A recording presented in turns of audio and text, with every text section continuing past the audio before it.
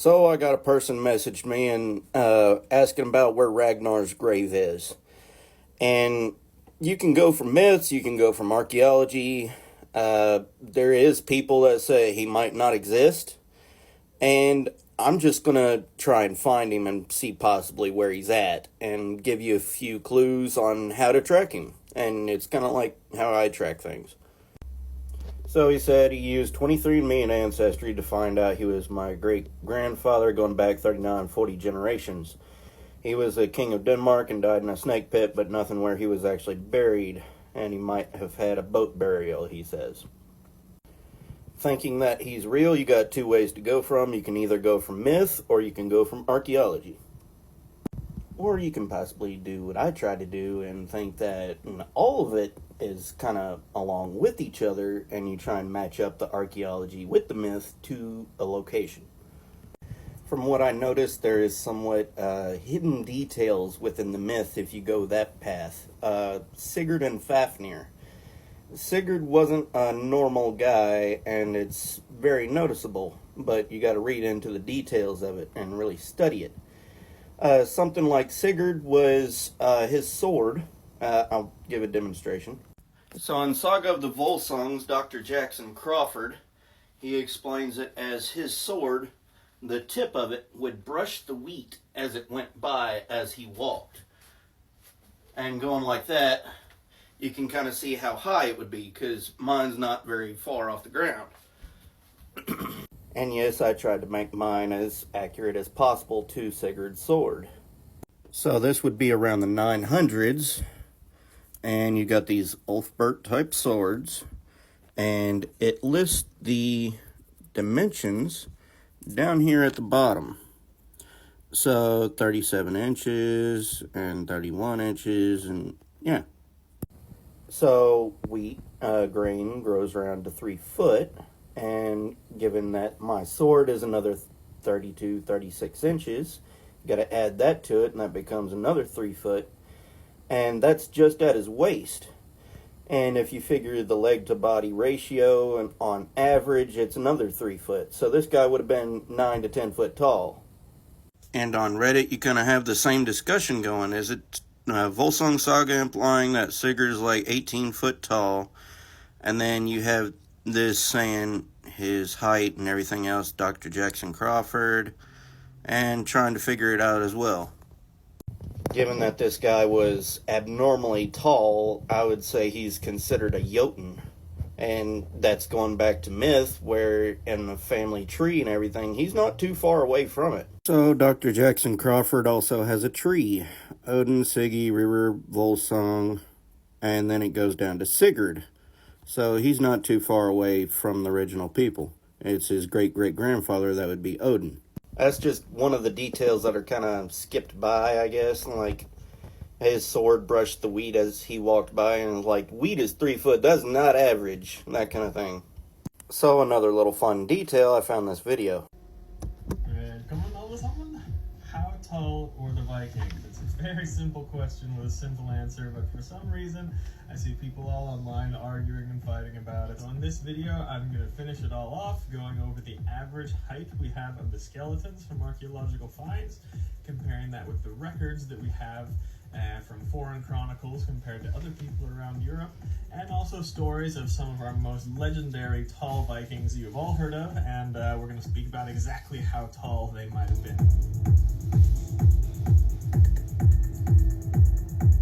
So, very simple.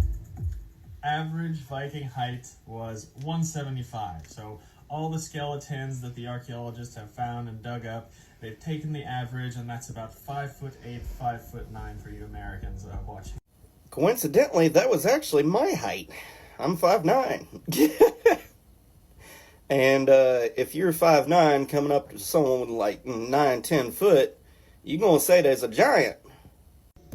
Average height doesn't always get taller with time. This is a big mistake that people make. In ancient times, people assumed that humans were all little short midgets, and we today are taller than we have ever been, and that is far from the truth, actually. Height is totally dependent on nutrition and quality of life. So right now, in the year 2021, in general, we have pretty good nutrition in most places in the world, good quality of life. When the coming food shortages show up and the overlords buy up all the farmland and drive up the price of meat and feed us veggie burgers, we're going to get shorter again too. This has always happened. This has happened many times in human history, for example.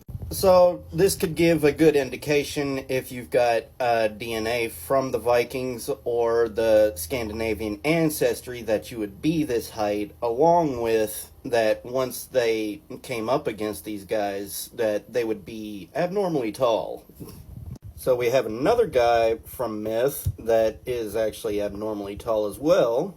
So we have another abnormally tall guy from the Vikings that you probably know. You got just regular people too. You all know Hyrlo from Vikings, and he was just the son of a local chieftain, regular guy, and he was said to be so big that no horse could carry him. And I know a lot of people said that horses were smaller back then, but they were not. They were not fucking ponies, okay? They were a little bit smaller, but you know, if they were only as tall as Icelandic ponies today, they would be absolutely useless in battle, and no adult would even want to ride one. The reality is, during the Viking Age and early Middle Ages, they had already started to breed the horses to be as tall as they were today by the early Middle Ages. So that's just 100 to 200 years after the Viking Age. So the Vikings, you know, they did not ride short, fat-ass ponies. The horses would already be on their way to being bred to as tall as they were today. They were probably just slightly smaller. Either way, Hyrlo was probably 120, 130 kilos or more, and he wasn't some big fat pig trying to waddle to get up onto the horse. He was a ladies' man, and he was said to be very good looking and athletic, so he was well proportioned. Hyrlo was probably also 2 meters tall and very muscular. Another giant who was not a king, just a regular person, was Egil Skallagrimsson, my favorite character from all the Viking sagas. As a matter of fact, him and all of his family, his father, his grandfather, his brothers, they were all said to be a head taller than other men, even when they were standing in company with royalty and kings and warriors. He was said to be a head taller. So Egil and his family. So these abnormally tall Vikings would be at least a foot taller than me, kind of like my brother or something like that. So the history really follows the clues where you need to go, and it's kind of like hidden in details. So, Ragnar myth. Going from the book I've got here. Okay, no one recognized him, and he refused to answer any of the questions put to him.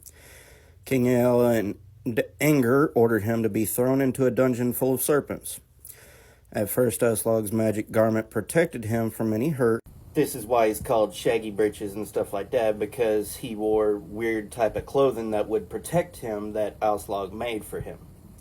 But the guards, when they perceived this, deprived him of it, and he soon after succumbed to their venomous stings.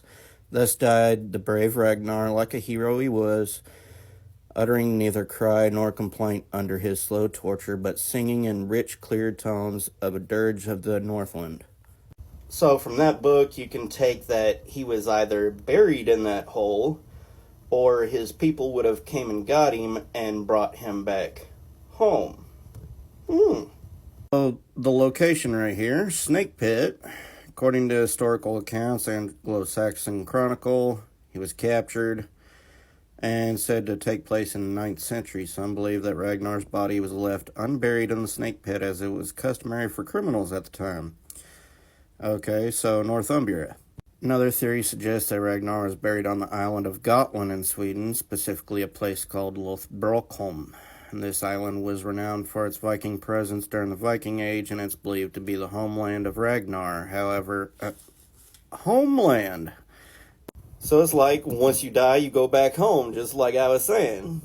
However, no tangible evidence has been found to support it, lack of archaeological findings. One of the most popular theories, Ragnar's burial site, places him in Repton, England.